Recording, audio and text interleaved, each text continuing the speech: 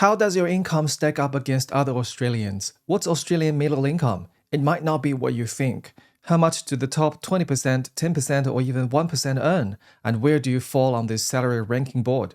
Most importantly, why can't you still afford a home despite working so hard and getting pay rises? It's not just the high living costs, rents, and property prices. If you're thinking of buying your first property but find it hard because you earn less, spend more without enough savings, please watch this video until the end. Ordinary wage earners must follow these 3 steps to break through. Otherwise, you may not manage to buy a property in 20 years. Hi, I'm Alex. Welcome to Oz Property Strategy, where I share information about real estate investment, economic trends, and wealth creation. If you like this video, smash the subscribe button and turn on the notification bell to watch new weekly videos. Without further ado, let's get into it. On 15th of August 2024, the Australian Bureau of Statistics released a report detailing the weekly average income for Australian full-time employees. According to the report, in May, wages for normal full-time work rose to $1,923 per week, equivalent to an annual salary of $100,000.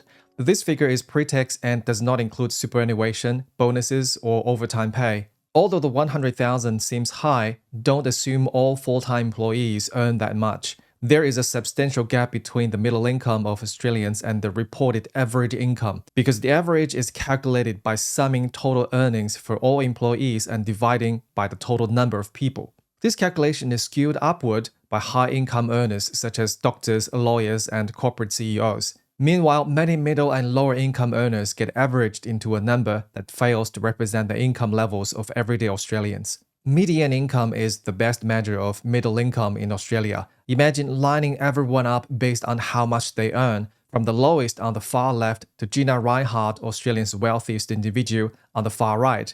The person in the middle of the line has the median income. Half earn less than that person and half earn more. According to the ABS report issued on the 9th of December 2024, as of August, the median wage for full-time Australian employees is $1,700 per week, or $88,400 per year, lower than the $100,000 average. So far, we have only discussed full-time workers, but there are also many part-timers. Including them reduces the overall employee median wage to $1,396 weekly, equivalent to an annual salary of $72,600. This figure is pre-tax and excludes superannuation, bonuses, and overtime pay.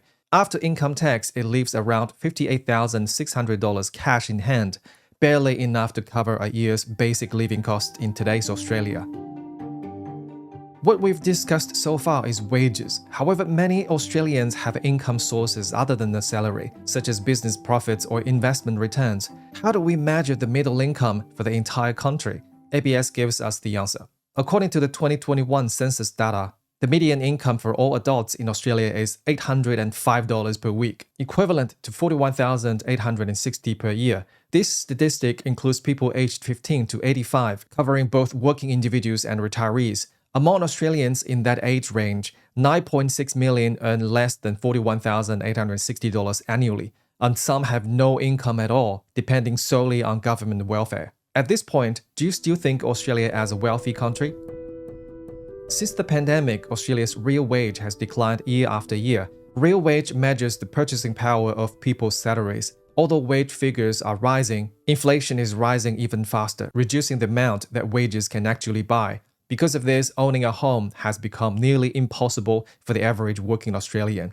From March 2020, when the pandemic began, through late December 2024, almost 5 years, Sydney's housing prices rose by 27%, Brisbane's by 67%, Adelaide's by 72%, and Perth's by 77%.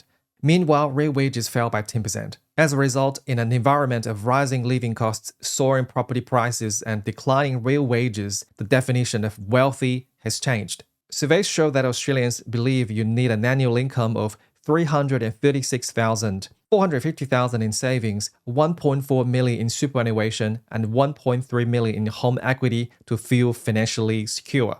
In other words, you need a net worth of $3.15 million and a salary of $340,000 per year to be considered wealthy. Evidence of growing worries over escalating house and living costs. But how much do you need to earn each year to rank in Australia's top 20%, top 10%, or even top 1%? The Australian Taxation Office releases annual data on reported incomes. Figures published in June 2024 show that $102,000 marks entry to the top 20%, $137,000 puts you in the top 10%, and $353,000 makes you part of Australia's highest earning 1%. This chart also underscores Australia's wealth gap. A small fraction earns far more than the most. Consequently, it's unsurprising that the majority can't afford homes after the pandemic. For ordinary people, how can you break out of the low-income, high property price trap and purchase your first home? You may feel it's impossible because wages don't keep pace with housing prices or inflation. However, we've observed many instances where our Vision members overcame this barrier. I've summed up a few practical steps and methods. If you master them, you too can rely on your own ability to purchase your first home. Unless you immigrate to Australia with funds from another country, get money from family, or suddenly earn a big windfall, perhaps through winning the lottery or a lucky break with cryptocurrency, buying a home in Australia on your own wages is nearly impossible. The main issue is that you can't save money fast enough to match property price growth. Take a $1 million house as an example. If you start from zero savings without any outside help, how much must you save each month to afford it, and after how many years? I created a table for this scenario. Assuming an 80% loan, a 5% purchase cost, a 7% annual rise in house prices, a 5% savings interest rate, and a 30% average tax rate on that interest, you'd need to save $3,400 per month to buy this house in 10 years. That's about $41,000 a year in after-tax saving. Once you subtract living expenses, a single person simply can't manage it. If two people save together, it's a little bit easier, but any kids within that 10-year span would throw off the plan. I adjusted a few variables and discovered that the simplest way to shorten the time frame is either starting with a lump sum, for example, a $50,000 gift from parents, or getting a sudden $30,000 windfall when you buy. That could reduce the timeline to about 7 years. Another promising strategy is letting go of the dream of a house and buying an apartment instead. Suppose you choose the $800,000 apartment with a 3% annual price increase. Starting from scratch, you'd only need to save $1,900 per month, about $23,000 per year, to purchase it in 10 years. Other options include skipping the bank's low-interest accounts, investing in the SP 500 for 10% annual growth, or foregoing city living to move to the countryside. No matter the approach, apartments will likely become increasingly popular. Although their values may not rise as sharply, some may even drop, the limited budgets of many younger people make apartments the only real choice. If you want to test these numbers, there's a link to download the form in the description. After seeing the above analysis, you probably have some ideas on speeding up your journey toward a first home. If you can't rely on family, you have to depend on yourself. The following tips will help. Number 1, lower your housing requirements. Pick a cheaper property with slow appreciation. But fewer people accept this because they work in the city but end up living 2 hours away. Yes, you can catch up to the property prices quickly with your current income and savings, but from an investment perspective, slow growth areas aren't ideal in the long run. Number 2, increase your loan amount. A larger loan means a smaller initial deposit and less immediate cash pressure, but everyone has a borrowing limit. Even if you can borrow that much, staying on top of repayments might be tough. Number 3, save more each month. It's challenging for today's youth to save. Australian living costs keep rising, inflation remains an issue, and the Reserve Bank of Australia hasn't lowered rates. Meanwhile, salaries grow too slowly and personal income tax is relatively high. Among all the methods for buying a home faster, this is the hardest, requiring a full wealth-building mindset. Increasing income, controlling spending, and investing. Not a lot of people can achieve all three. Yet if you move in this direction, not only will it help you buy a home, but it'll also elevate your career, finances, and overall quality of life. There are 3 steps to wealth in Australia for ordinary people. Number 1, increase income. Everyone is at a different career stage. If you want to get out of the rat race, you must embrace a forward-thinking mentality. First, excel in your current role. Learn new skills, work diligently, manage time well, and handle relationships wisely. Get to know senior managers inside and outside your organization to lay the groundwork for independence. Don't follow the typical Australian right to disconnect habit. I know it's law now, but it only slows you down if you want to achieve more in your work. Treat your career as your own development platform. Once you've grown stronger, your salary will rise naturally. However, salary alone isn't enough. Each industry's employee income has a ceiling. The personal income tax can climb to 45% plus 2% Medicare levy. The more you earn, the more tax you pay, supporting people with lower income. It's okay to do that, but I don't want to work for people who are just lazy.